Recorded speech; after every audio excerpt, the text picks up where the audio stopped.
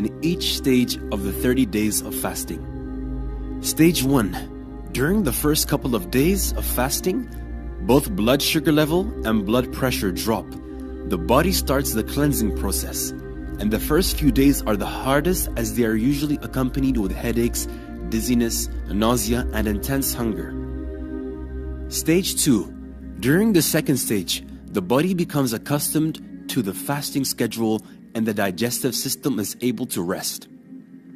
The digestive system focuses its energy on cleansing the body and healing the cells as the white blood cells in the body start to become more active.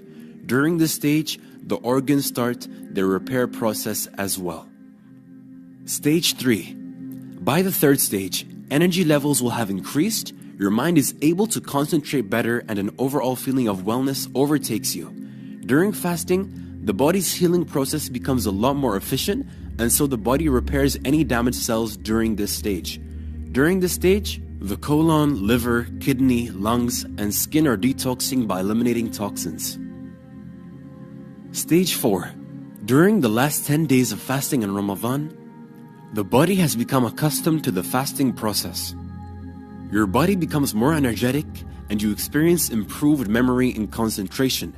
At this stage, the organs are finishing up their healing process, and once all toxins are removed, the body is able to function at its maximum capacity.